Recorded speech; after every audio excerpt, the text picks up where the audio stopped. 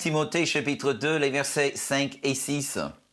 Car il y a un seul Dieu et aussi un seul médiateur entre Dieu et les hommes, Jésus-Christ, qui s'est donné lui-même en rançon pour tous. C'est là le témoignage rendu en son propre temps.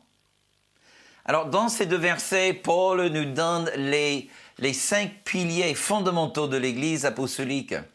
Tout le reste est construit sur ces éléments clés de la foi chrétienne. Et lorsque nous comprenons clairement ces principes de la foi, tout le reste, mes amis, se met en place. Prions. Père très saint, nous voulons vraiment te remercier pour la puissance de ta parole et la présence de ton Esprit Saint. Il est vrai, Père, que nous pouvons lire la Bible et beaucoup de gens la lisent, mais peu comprennent véritablement ce que tu as mis dedans. Seigneur, nous allons maintenant examiner ces quelques phrases qui nous donnent vraiment la base de la bonne théologie et nous te demandons, Seigneur Dieu, d'ouvrir nos yeux, de rendre sensibles nos oreilles à ce que l'Esprit Saint veut dire à son Église. Seigneur, de nous donner un cœur réceptif à croire et à mettre en application tout ce que nous voyons devant nos yeux. Alléluia, Seigneur, aide-nous aujourd'hui de recevoir de ta main puissante la manne céleste qui non seulement va nous nourrir, mais qui va nous changer, qui va nous transformer encore plus à l'image de Jésus. Seigneur, nous libérons maintenant sur nous-mêmes, les uns et sur les autres, l'esprit de révélation avec l'esprit de sagesse dans toute la connaissance de Christ. Et c'est dans le nom de Jésus que nous le prions. Amen et Amen. Alors, Paul commence cette déclaration théologique avec une très simple phrase, mais une phrase qui dit tellement. Dieu est un. Alors, Paul était véritablement un étudiant de la part de Dieu, même avant qu'il a cru en Yeshua comme Messie. Et il connaissait absolument bien ce qu'on appelle le schéma Yisraël.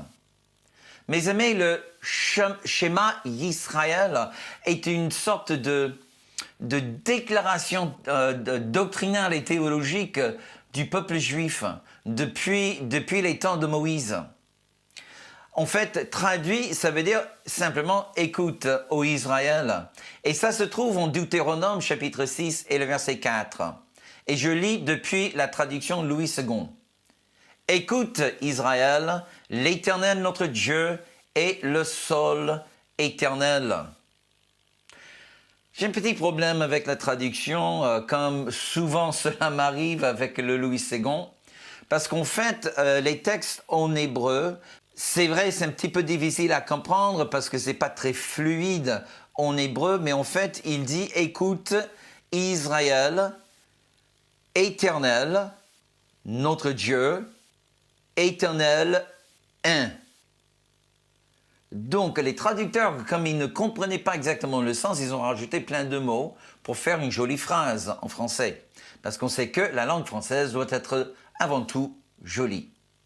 Alors, dans les textes hébraïques, dans la première alliance, le nom que Dieu a donné à Moïse, dans le contexte de l'alliance mosaïque, était considéré comme si saint, on n'osait même pas l'écrire. Donc, c'est la raison pour laquelle on affixe 4 lettres pour représenter le nom de Dieu. Et les 4 lettres sont YHWH. Nous l'appelons aussi le tétragramme. Donc, la racine de ce nom de Dieu vient du verbe « être ». C'est la raison pour laquelle Dieu il a dit à Moïse en Exode chapitre 3 et le verset 14 « Je suis celui que je suis ». I am, I am. En d'autres termes, on peut dire « je suis le je suis », qui d'un point de vue grammatique n'a pas de sens. Mais le nom de Dieu veut dire « je suis ». Alors, il faut savoir que certains traducteurs, lorsqu'ils traduisaient le tétragramme dans les langues différentes, ils voulaient rendre un peu de sens, un son particulier. Donc, ils ont rajouté les voyelles dans le mot. Donc, parfois, on rajoute un A et un E pour ainsi faire Yahweh, ou peut-être on va rajouter un E au A pour faire Yehovah, mais à la base, c'est le même mot, c'est le tétragramme. Et lorsqu'ils ont traduit la Bible en latin, comme le latin n'avait pas d'Y, ils ont mis un J à la place pour faire Jéhovah. Et le mot Yahweh, je vais utiliser la prononciation Yahweh, si vous me permettez. Le mot Yahweh apparaît plus de 6000 fois dans la Bible. Donc, c'est un mot qui apparaît partout. Alors, bien que le nom Yahweh était le nom d'alliance donné à Moïse, repris par David dans l'alliance davidique, mais c'est intéressant lorsque nous lisons le Nouveau Testament, mes amis, parce qu'il est écrit dans Actes chapitre 4 et le verset 12, Alléluia, il n'y a de salut en aucun autre, car il n'y a sous le ciel aucun autre nom qui ait été donné parmi les hommes par lequel nous devions être sauvés. Et quel est ce nom par lequel nous sommes sauvés? Et ce n'est pas Yahweh, c'est le mot Yeshua.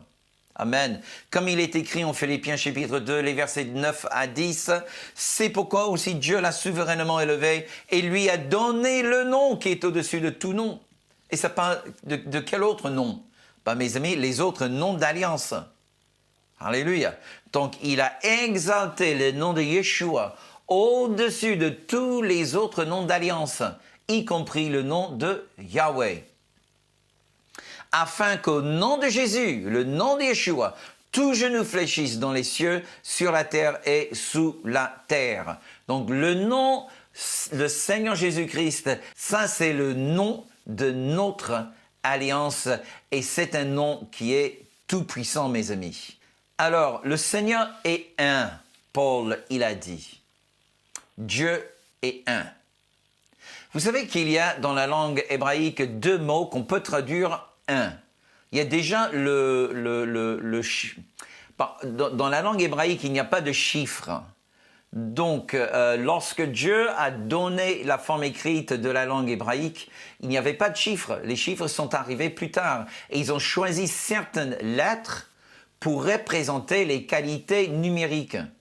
Donc, le chiffre 1, il n'y a pas de chiffre. Donc, ils utilisent la première lettre de l'alphabet. Okay? C'est la lettre Aleph, qui signifie 1, mais c'est vraiment 1 dans le sens singulier. Mais il y a un autre mot qui est traduit 1, et c'est le mot Echad.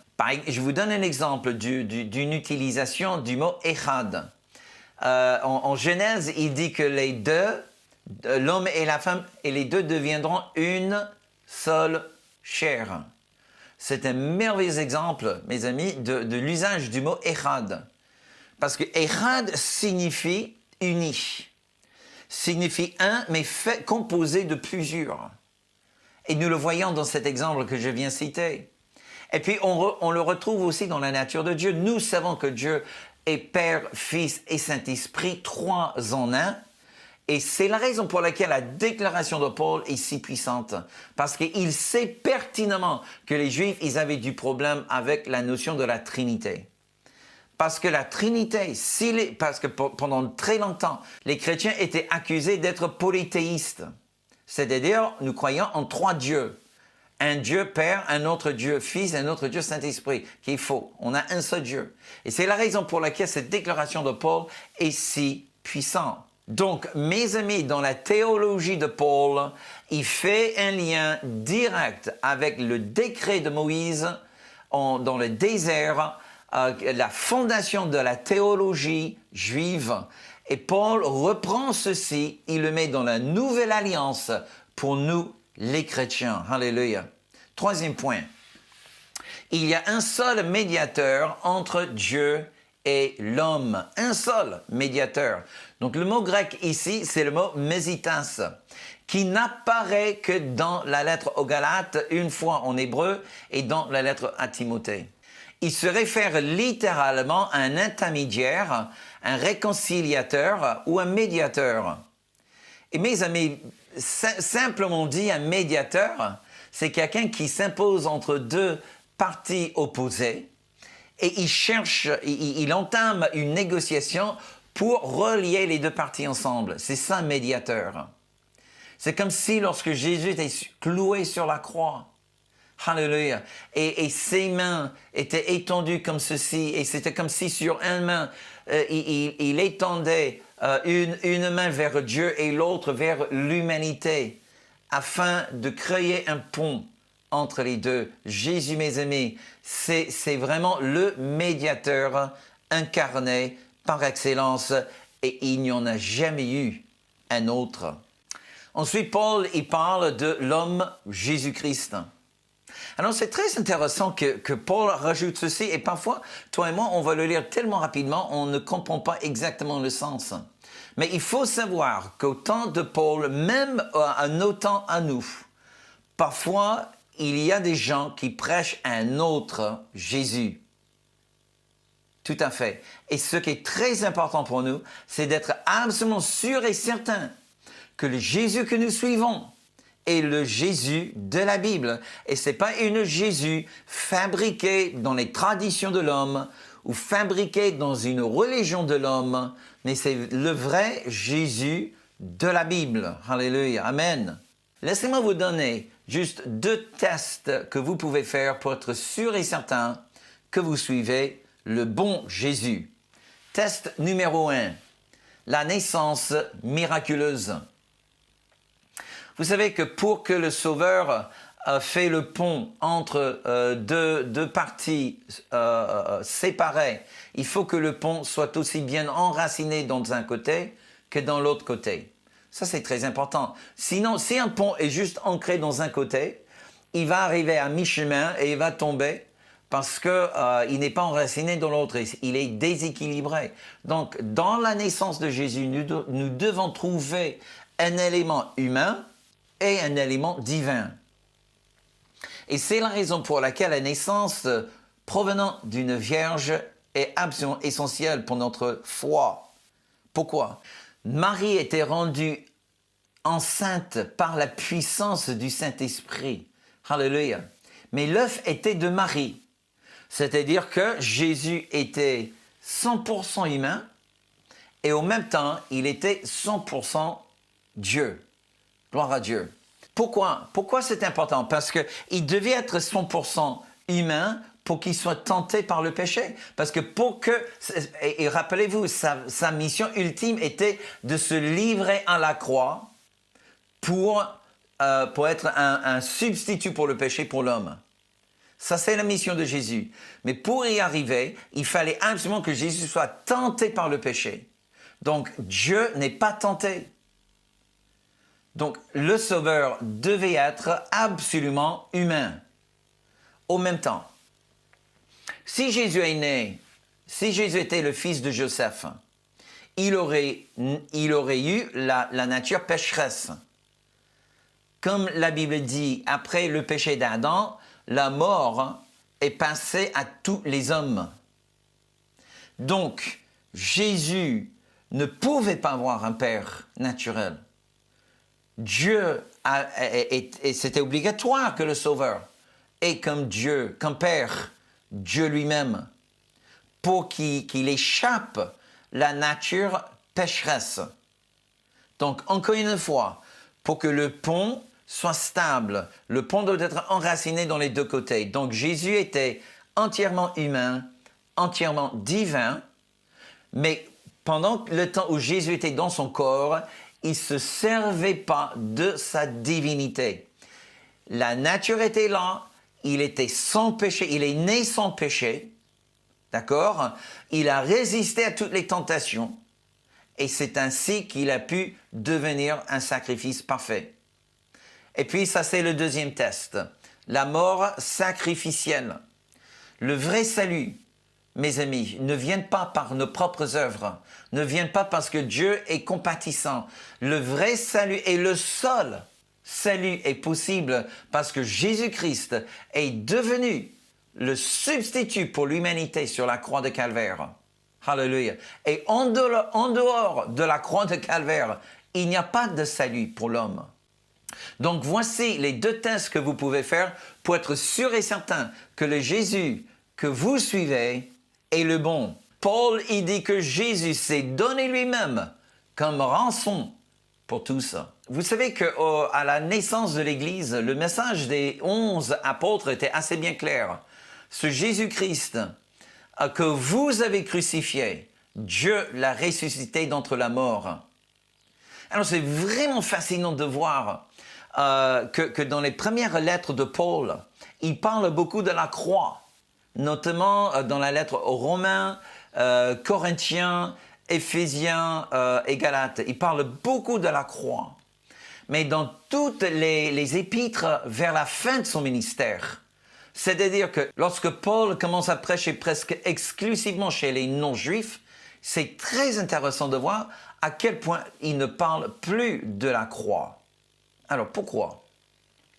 Et mes amis, je ne vais pas effacer la doctrine de la croix, d'accord? Mais il faut quand même se poser la question. La dernière fois que Paul il parle de la croix, c'est en Colossiens chapitre 2 et le verset 14. Et après, la croix n'apparaît plus dans le Nouveau Testament. Pierre, dans les épîtres de Pierre, de Jean, Jacques, Jude, Apocalypse, la croix n'apparaît pas. Alors il faut se poser la question, pourquoi? Par contre, Paul, il utilise ce mot « rançon ». Le mot « rançon » en grec, c'est le mot « antélutron ».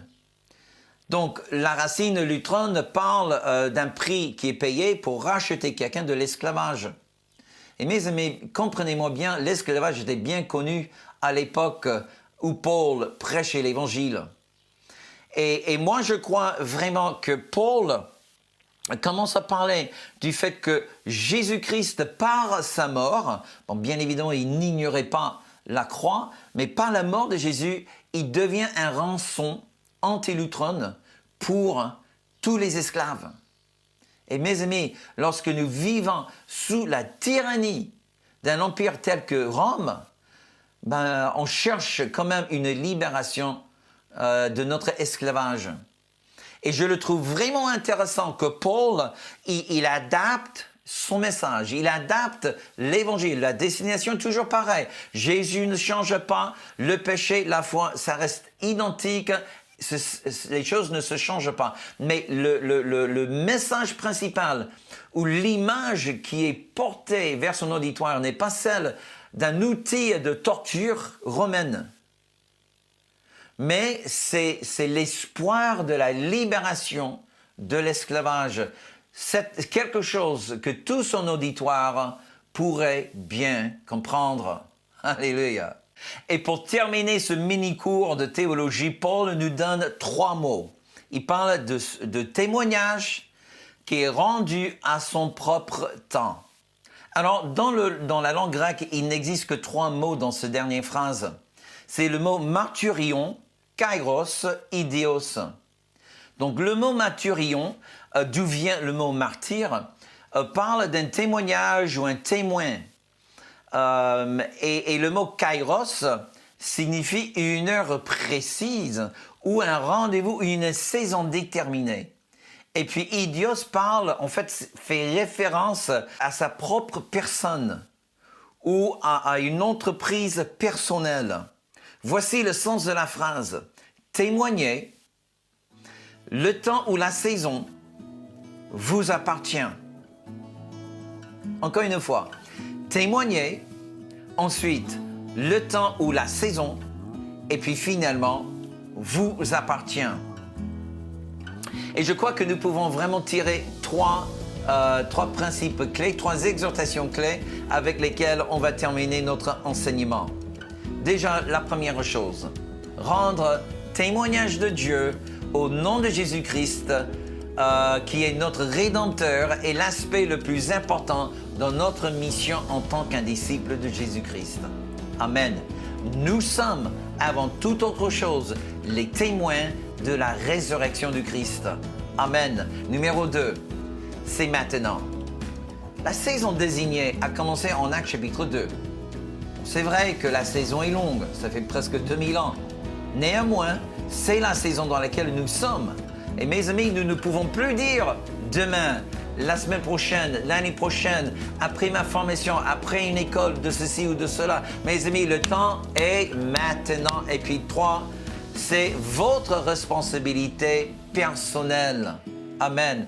Vous ne pouvez plus dire, je vais laisser tel et tel évangéliser, je vais laisser tel et tel témoigner. Moi, je vais prier, mais je n'en parlerai plus. Oh, mes amis, non, non, non, non, non, non, non. C'est Alléluia. Rendre témoignage, c'est la part de tous les enfants de Dieu. Amen. Voilà, c'est tout le temps que nous avons pour notre enseignement. Merci d'avoir bien suivi. Donc, avant de nous quitter, est-ce que vous voulez bien me laisser un petit message juste en bas de cette vidéo? Merci beaucoup. Merci aussi de cliquer sur le petit pouce. Et aussi, si vous n'êtes pas encore abonné à notre chaîne YouTube, merci de le faire avant de nous dire au revoir. Merci beaucoup, c'est vraiment gentil.